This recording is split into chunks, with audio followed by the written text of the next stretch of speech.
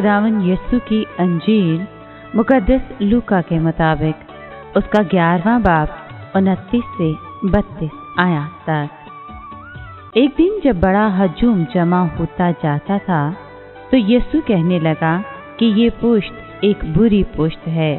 निशान की तालिब तो है, मगर यूनुस के निशान के सिवा कोई और निशान इसे दिया ना जाएगा, क्योंकि जैसा यूनुस अहले नैनवा के लिए निशान ठहरा, उसी तरह इब्ने इंसान भी इस पुश्त के लिए होगा।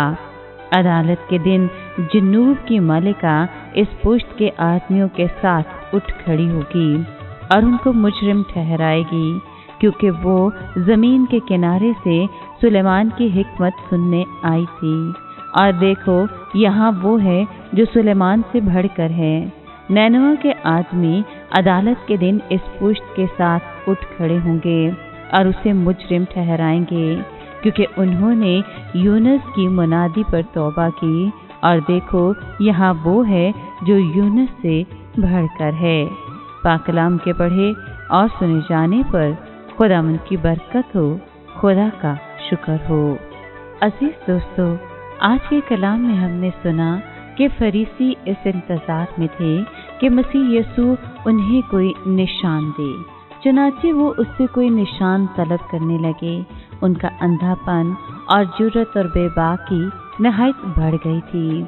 उनके सामने तमाम ज़मानों का अजीम तरीन निशान यानी खुदावंद यीशु अल मसीह खुद खड़ा था। यकीनन वो निशान था जो आसमान से उतरा था, लेकिन वो उसे जान और पहचान ना सके। वो उसकी बेमिसाल बातें सुनते थे, उसके अजीब और कादिर मौजज़े देखते थे। हर रोज़ उन्हें उस कतई बेगुनाह हस्ती से वास्ता पड़ता था।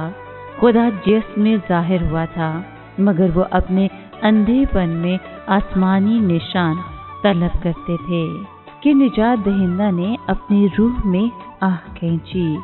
अगर दुनिया की तारीख में किसी पुश्त को एहसास मिला था तो वो यहूदी थे और ये फरीसी उसका हिस्सा थे, मगर उनको वाज़ेह तरीन शहादत भी दिखाई नहीं देती थी कि मसीह मौऊद ज़ाहिर हो गया है।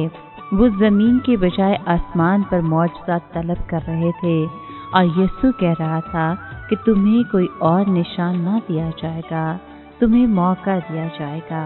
मगर वो उनको छोड़कर फिर कश्ती में बैठा और बात चला गया।